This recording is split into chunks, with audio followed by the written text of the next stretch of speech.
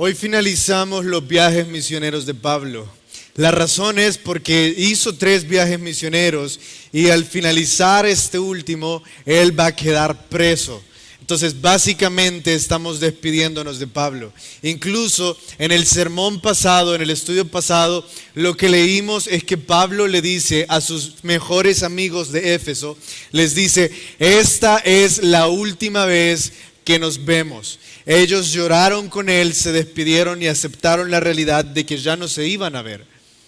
Entonces no sé si ustedes han fijado, pero cuando llegamos como al final de una serie o cuando llegamos al final de un capítulo, de una temporada, siempre hay como que un espacio para recordar los mejores momentos de como que esa temporada o esa serie. Yo me acuerdo que en las caricaturas casi siempre era así. Había como un capítulo que recordaba los mejores momentos de todos los capítulos. Y algo así vamos a hacer ahorita porque vamos a recordar algunas de las cosas más increíbles de estos 3 viajes misioneros. Pero voy a detenerme solo en una porque todas son increíbles. Voy a detenerme en el primer viaje misionero. ¿Por qué voy a detenerme en el primer viaje misionero? Porque Pablo fue donde un montón de personas que nunca habían escuchado de Dios y les dijo, ustedes pueden ser salvos. Y cuando ellos escucharon que podían ser salvos, empezaron a acercarse a Dios poco a poco. Abrieron su corazón y dijeron, Pablo, nunca nos habían dicho o nunca nos habían predicado de la forma en la que vos lo hiciste. Entonces poco a poco empezaron a acercarse a Dios. Al punto en que sus vidas empezaron a ser transformadas, empezaron a tener gozo, empezaron a tener paz en su corazón y había mucha felicidad donde ellos estaban. Pero algo sucedió. Pablo se fue, especialmente en la región de Galacia. Pablo se fue, predicó el evangelio, muchos fueron salvos, muchos creyeron en Dios, pero se fue. Ahora, no se fue por algo malo, se fue para ir a predicar a otro lugar. Pero cuando Pablo se va, llegan otros religiosos y a todos los que acababan de conocer a Dios, estos religiosos les dicen, ustedes no son salvos verdaderamente. Ustedes no son buenas personas. Ustedes son muy malos para Dios. Ustedes tienen que seguir todas estas reglas religiosas. Específicamente tienen que circuncidarse y tienen que cumplir la ley de Moisés. Ahora, en esta región, la felicidad que habían tenido, porque ahora tenían una relación con Dios, se fue, se perdió. ¿Por qué? Porque alguien vino y les dijo, ustedes no pueden tener eso. Alguien vino y les dijo, ustedes son muy malos. Entonces se pusieron tristes y dijeron, entonces no nos podemos acercar a Dios. No nos podemos acercar a Dios por la forma en la que vestimos, por el lugar en el que vivimos, por las cosas que hemos hecho, por las palabras que decimos, por los vicios en los que hemos estado. Entonces se pusieron tristes y se dieron y dijeron, quizás nunca fuimos salvos. Entonces Pablo escuchó esto, se enojó y dijo, ¿cómo es posible, Gálatas, que le crean a estos mentirosos? Pero el problema es este. Estos religiosos dominaban el sistema religioso de ese momento. Es algo así como eran personas con mucha influencia. Entonces, le creían más a ese sistema religioso que a Pablo.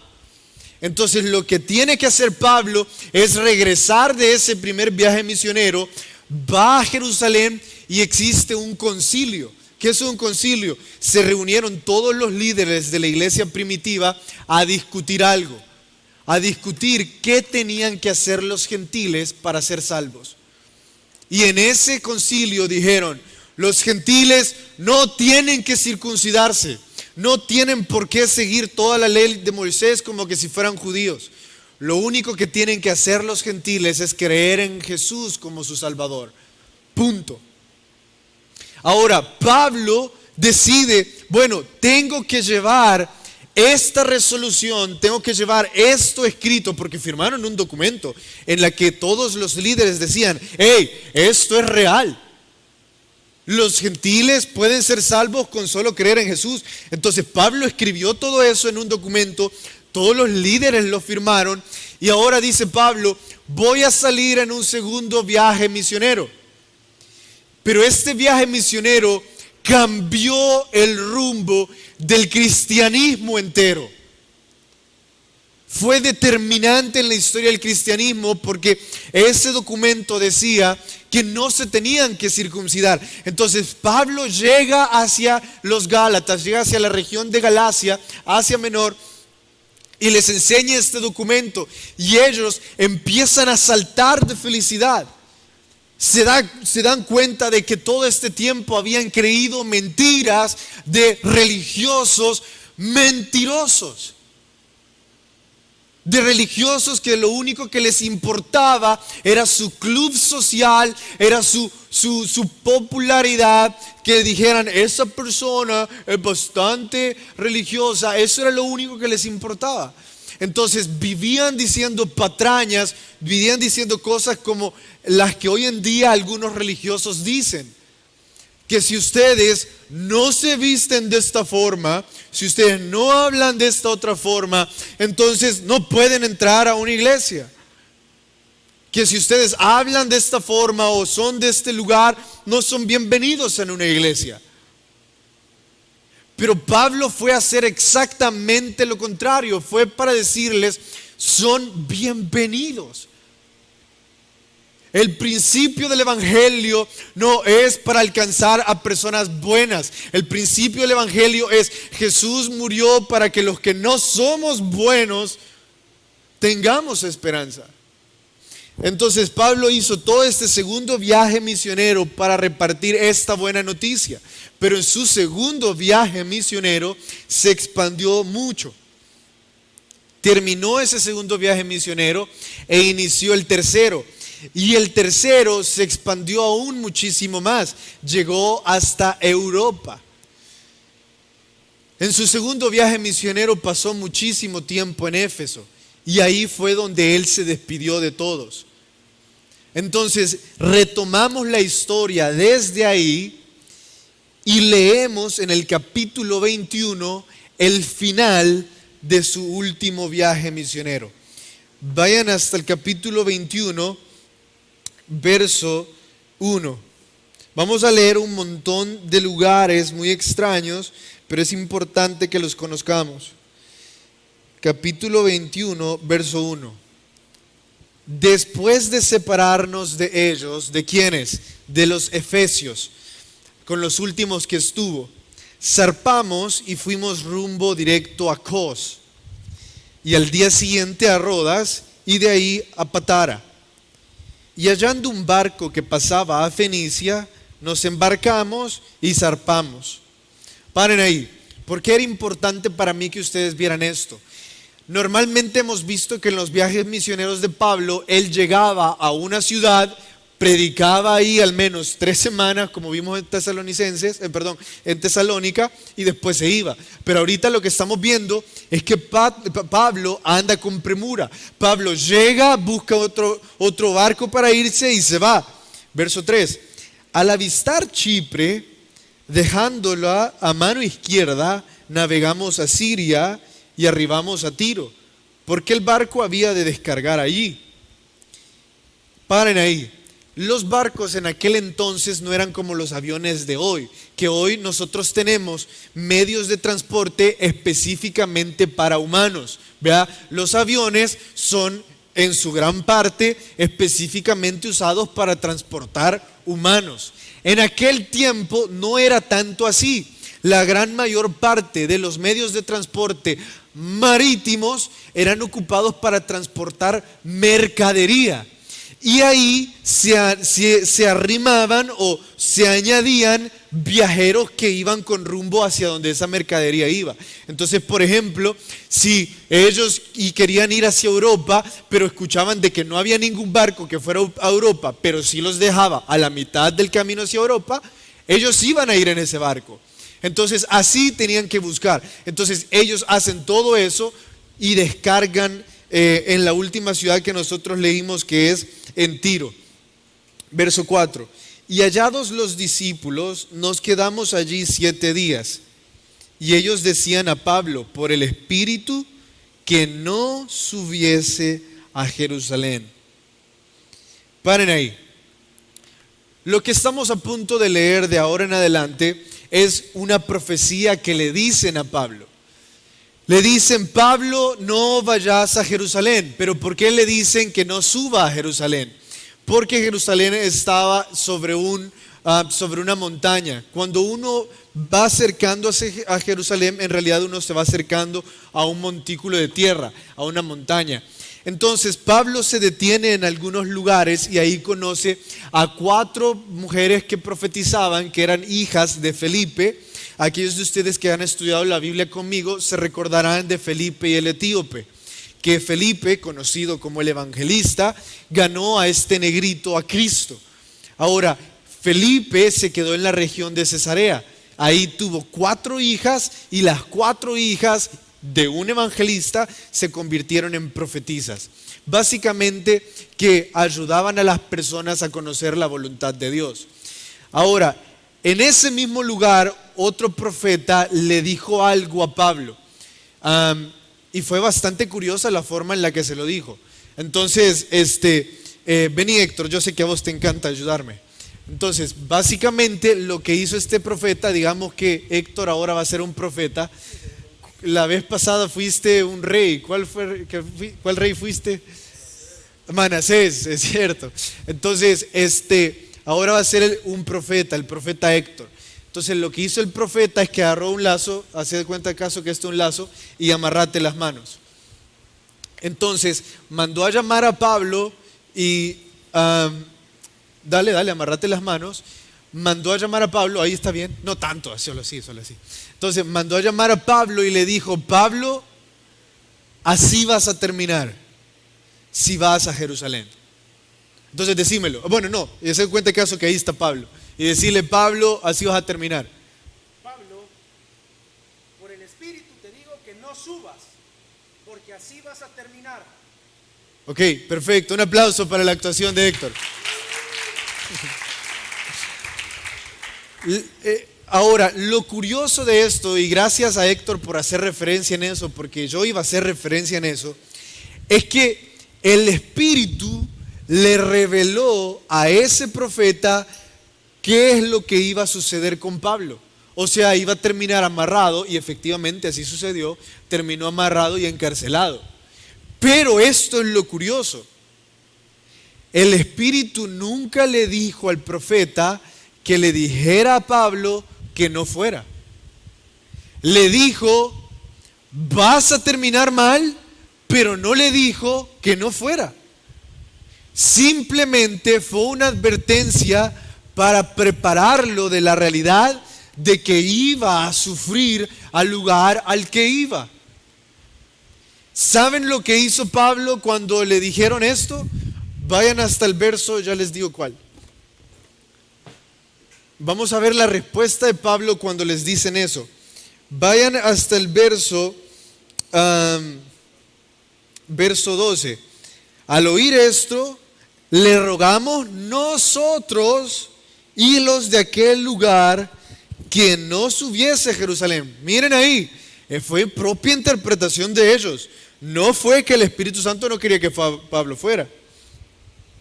Vayan al verso 13. Entonces Pablo respondió: ¿qué hacen llorando y quebrantándome el corazón? Porque yo estoy dispuesto a no solo ser atado, más aún morir en Jerusalén por el nombre del Señor Jesús. Y como no le pudimos persuadir, desistimos diciendo: hágase tu voluntad, hágase la voluntad del Señor. Pablo les dice: no importa lo que me suceda, debo de ir a Jerusalén porque Dios me lo ha dicho así. El Espíritu estaba ocupando a personas para que le advirtieran a Pablo sobre lo que le esperaba. Pero las personas mismas se llenaron de mucho temor al darse cuenta ellos mismos de lo que Pablo iba a pasar. Y por eso empiezan a decirle ellos mismos que no vaya. Pero miren la actitud de Pablo. Sé lo que me va a pasar y estoy dispuesto a que me pase.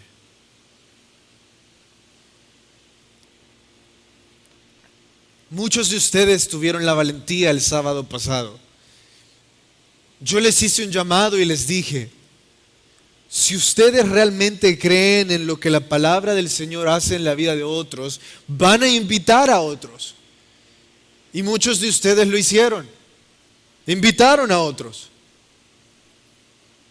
Sin importar lo que otros iban a decir, sin importar que iban a ser rechazados, ustedes lo hicieron.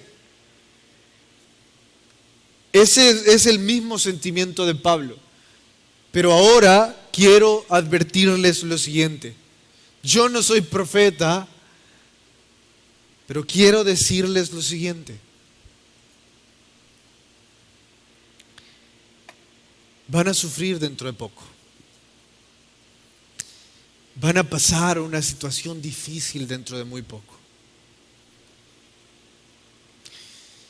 Y va a doler. Y es que a veces como cristianos o quizás como humanos en general, nosotros tenemos esta perspectiva extraña de que cuando algunas temporadas de la vida difíciles se acaban, voy a poder descansar y disfrutar de la vida. Pero déjenme decirles lo contrario. ¿Por qué? Miren, este pequeño ejemplo. Cuando nosotros estábamos en cuarentenados, ¿qué es lo que todos vivíamos esperando? ¿Alguien quiere levantarme la mano y decirme qué es lo que todos vivíamos esperando cuando estábamos en cuarentenados? Ok, Eduardo, ¿qué vivíamos esperando? Salir, ¿verdad? ¿Por qué? Teníamos nuestra esperanza en que la temporada difícil de pasar encerrados iba a terminar cuando la cuarentena terminara. Pero les pregunto a ustedes, vividores de la vida, cuando salimos de la cuarentena, ¿cómo fue? Alguien levante la mano y dígame, ¿cómo fue salir de la cuarentena? ¿Se acabaron los problemas? ¿Se acabó la temporada difícil? Alguien levante la mano y dígame, ¿cómo fue salir de la cuarentena? Bueno, yo les cuento. Fue aún más difícil. Porque tuvimos que empezar de cero todo lo que antes hacíamos. Tuvimos que adecuarnos a un nuevo sistema de trabajo, de estudio. Tuvimos que buscar trabajos. Los negocios tuvieron que empezar desde cero con muchas dificultades. Y dijimos, bueno, solo va a ser una temporada en la que nos acostumbramos a esta nueva realidad. Perfecto, llevamos 2 años viviendo en esta nueva realidad. Cuéntenme, ¿cómo vamos adecuándonos a esta nueva realidad? Ok, terminó todo lo de adecuación a la nueva realidad. ¿Saben la realidad que nos estamos enfrentando hoy? La inflación. Si ustedes tienen más de 20 años y ustedes aún no se preocupan de la inflación, déjenme decirles que alguna vez van a tener que comprar refrigerador.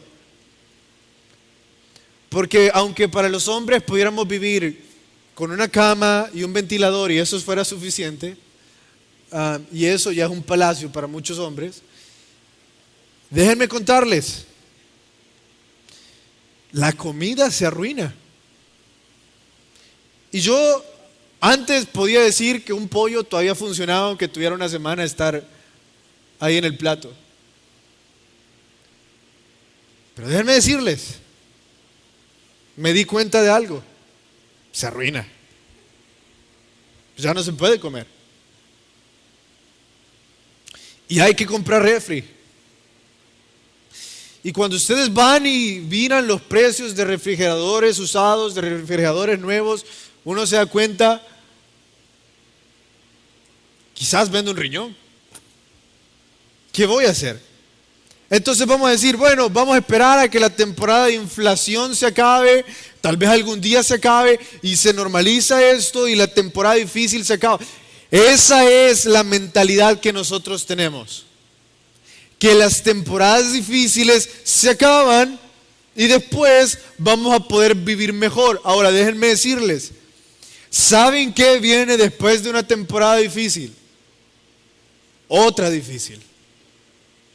Entonces no necesito ser profeta para decirles que después de esta temporada difícil van a tener otra temporada difícil. Si sé lo que viene, entonces, ¿cómo me quiero preparar para lo que viene? Miren la mentalidad que Pablo tenía. Sé lo que viene y estoy preparado para lo que viene porque tengo a Jesús en mi vida.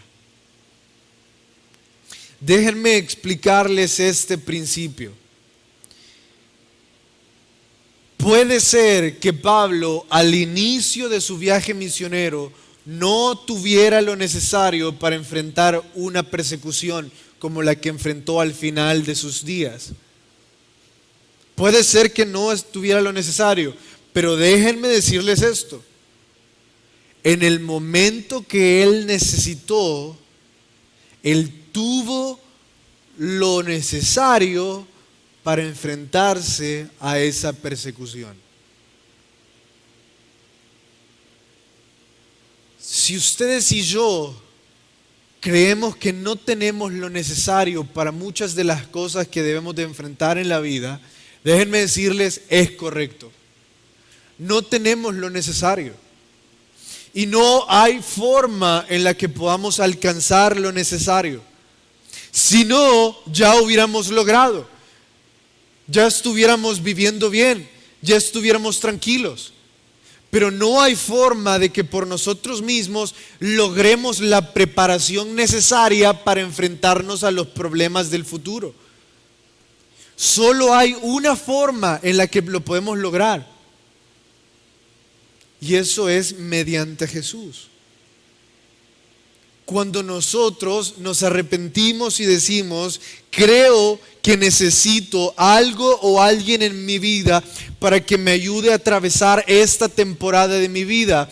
Y creo que Jesús puede ser el que me ayude a atravesarla. Ahora, no les estoy diciendo que necesiten una religión, una iglesia o un pastor.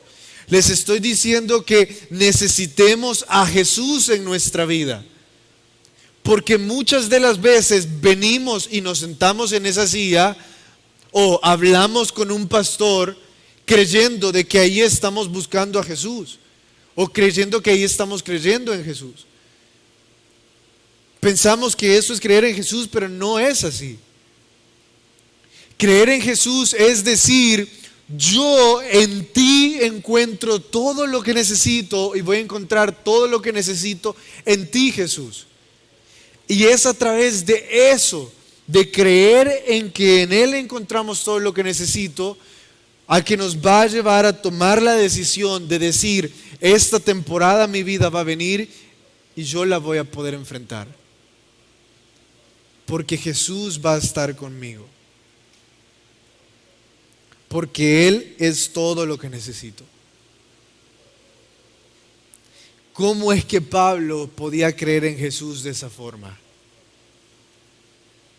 Pablo podía creer en Jesús de esa forma porque él no escuchaba a los religiosos de esa época. Él tenía una relación tan cercana con Jesús que él sabía lo que Jesús le decía que hiciera. Yo creo que muchas de las veces que nosotros no nos acercamos a Jesús es porque hemos escuchado mucho tiempo a religiosos de nuestra época y no escuchamos a Jesús. ¿Y qué es escuchar a Jesús, Carlos? Leer la Biblia personalmente. Que ustedes personalmente la abran y vean realmente quién es Jesús. No lo que los otros dijeron, ¿Quién es Jesús? Y por eso es que nosotros abrimos la Biblia aquí, para que ustedes determinen por sí mismos quién es Jesús. Nuestra oración es de que ustedes estén preparados para lo que sea que venga, porque van a venir cosas feas. Si ustedes creen que ya se acabaron las cosas feas en su vida, o que las que tienen ya son las últimas, les cuento que hacen falta muchas más. Pero con Jesús todas esas cosas son diferentes. Oremos.